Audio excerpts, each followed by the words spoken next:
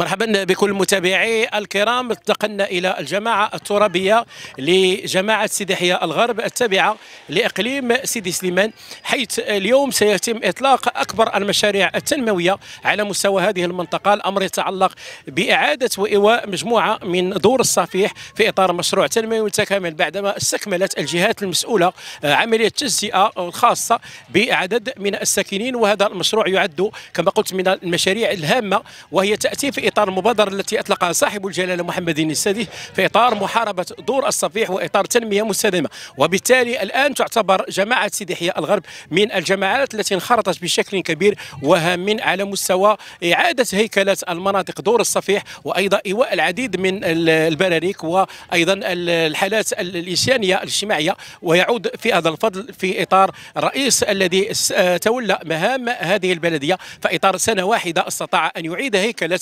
هذه المشاريع الهامه ويعيد البسمه للساكنه، وكان عرسا متكاملا تنمويا بامتياز. استطاع الرئيس إدريس الزويني اليوم ان يستكمل هذا المشروع، وانخرطت فيه كل من وزاره الداخليه، عماله اقليم سيدي سليمان، وباشويه سيدي يحيى، وكل الجهات الفاعله. ولقيت رحابا. ستتابعون معي هذا الروبورتاج الخاص والحصري من قلب جماعه سيدي يحيى الغرب اقليم سيدي سليمان. كان معكم ابو انس في التقديم، شكرا لزميلي احمد الحيان في التصوير والاخراج.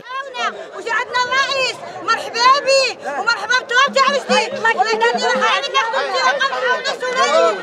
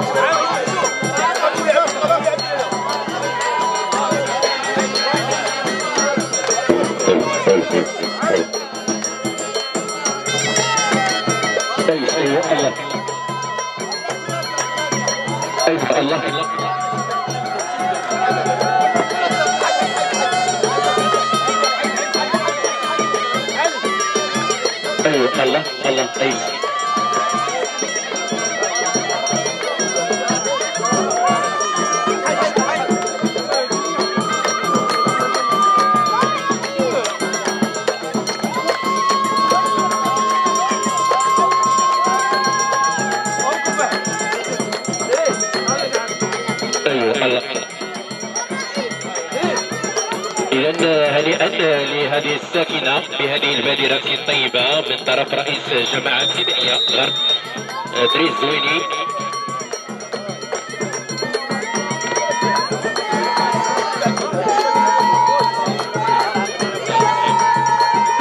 إذا هنيئا الجماعة السلالية رفقة رئيس جماعة سيدي يحيى الغرب على هذه البادرة الطيبة من أجل أيضا إتماس هذه الساكنة في هذا الجو الجميل بحضور وازن للسلاليين.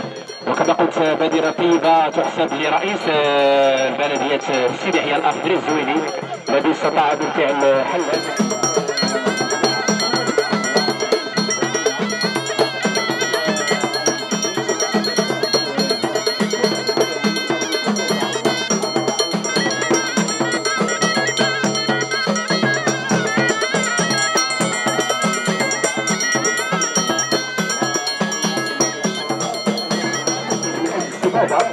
هكذا وقع بذات جودة عالية ومن الجهود التي تم توفيرها لهؤلاء الساكنة حرص من السيد رئيس بريز كمشكور على هذا البيت الذي طال وعمر أكثر من 14 سنة، ولكن بفضل الجهودات المتضافرة على مستوى وزارة الداخلية والسلطات المحلية على رأسهم السيد عامل الإقليم السودان والسيد باشا سيدي وكل السودانيين في اطار كما قلت حرص الجميع اطار الجلاله القويه والتي دائما كانت من بين الاولويات التي نادى بها صاحب الجلاله محمد السادس نصر في اطار التنميه المستدامه وفي هذا الناس وتفقت عن الجماعه السودانيه. الله هذا البروتوكول الرسمي اليوم بعد السيد رئيس جماعه سيدي يحيى الغرب وايضا الكل الحاضرين في هذا الحدث السعيد. غادي نستمعوا الكلمه لاحد السلاليين ومن بعد رئيس جمعيات المجتمع المدني سيعطونا كلمه. سيد النائب السلالي الله يجازيكم بخير من قلوبكم ومن عقولكم ومن نفوسكم تنقلبكم وتقولوا لا تحل الملك الله يحفظه والله ينجيه والله يجازيه والله يجازيه على هذه المبادرة ولا هذا الخطاب اللي هو العادات ديالنا السياسيه ديالو اللي كاينه عاده في الكندا، وفي السياسه ديالو حنا تعطيو الموافقه ديالنا الارض ديال الجامعه السوريه الوحيده اللي عطات السكان ديال سيدي يحيى. كان عندها 883 قطار ملي كان 50 واحد، وكنا عايشين في الكتيبه وفي الفلاحه، ولكن من ذاك المصلحه العامه حنا عطينا الموافقه ديالنا كنائب عمرنا ما نكونوا ضد المصلحه. عمرنا ما كانوا ضد المصلحه، من اجل ذلك حنا صابرين. وكانت العيشه ديال الكتيبه والفلاحه، وكان الحق ديالنا حنا كجماعه ما عندناش الحق داخل المجلس. عادات ديال الحمد لله حنا كجماعه كنشكر الساده الاعضاء كاملين الاعضاء، ولكن اقول اعضاء الاغلبيه. هناك اعضاء اللي كانوا ضد هذه الجزئيه والجميع كيعرفوا في المدينه ديال سيدي يحيى الغرب.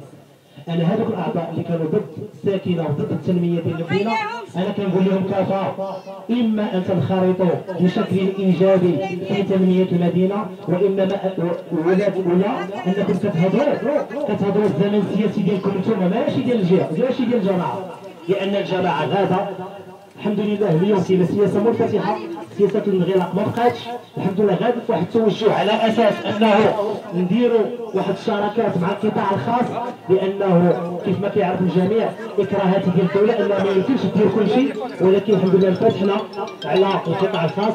اليوم ان شاء الله بعد الموافقه ديال السيد والي الجهه غادي يكون واحد المشروع ب 70 هكتار اخرى، ولكن اون كونتر بارتي غتكون منطقه صناعيه ومنطقه حرفيه، لانه الا ما دارش منطقه حرفيه ومنطقه صناعيه في المدينه ديال سيدي يحيى الغرب راه ما بقاوش باش نخلصوا حتى الضوء، ما غنبقاوش باش نخلصوا مستقبلنا حتى الماء.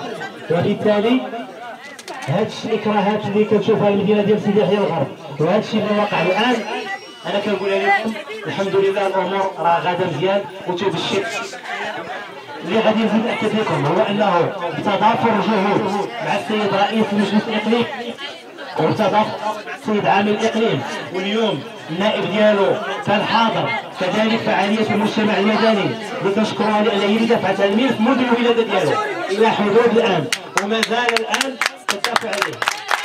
شارع محمد الخامس كامل انه راه غادي يبدا التهيئه ديالو، وان شاء الله غدا التهيئه ديال الشوارع ديال المدينه بخمسه. كنتمناو التوفيق ان شاء الله لهذه المدينه، وكنتمناو التوفيق للجميع، جميع الساكنه وكاع الناس اللي نزيناهم، يعني لا ثاني ولا ساكنه الحاوله ولا ساكنه ديال المناطق الفيضيه والمنطقه ديال الدور السطحه.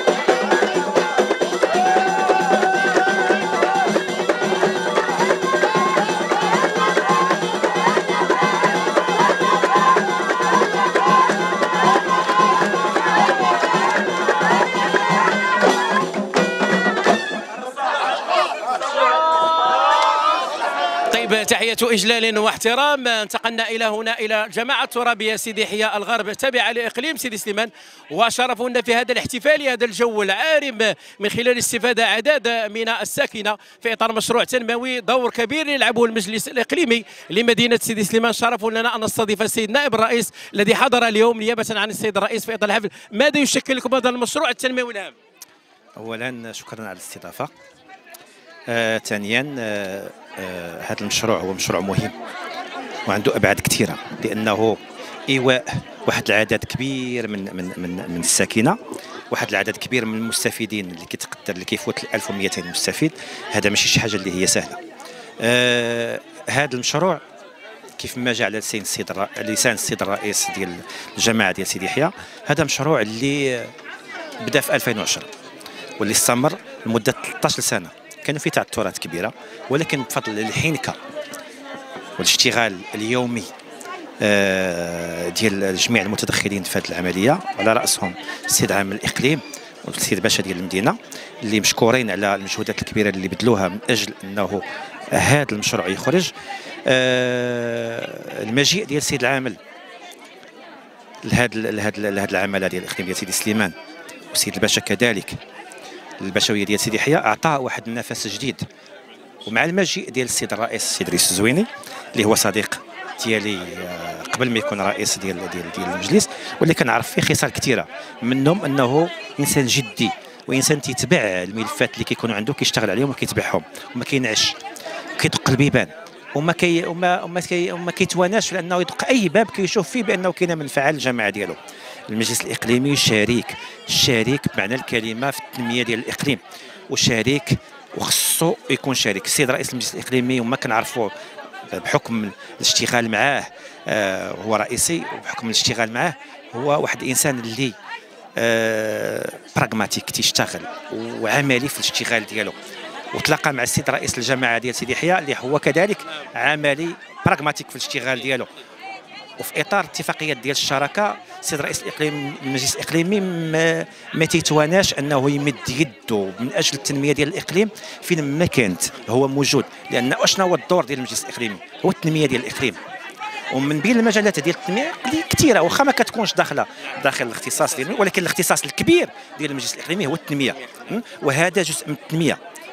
وعلى سبيل الذكر لا الحصر، وهو بدايه الغيط كيف ما قلت قبيله في التدخل ديالي، اتفاقيه شراكه اللي كتم التهيئه ديال شارع محمد الخامس اللي هو اكبر شارع واللي هو الواجهه ديال المدينه، واللي من الدخله ديالو اللي في اتجاه قنيطره الى الدخله اللي في اتجاه سيدي سليمان غادي يتجهز وغادي يتهيئ ان شاء الله بواحد المبلغ ديال 40 مليون ديال الدرهم.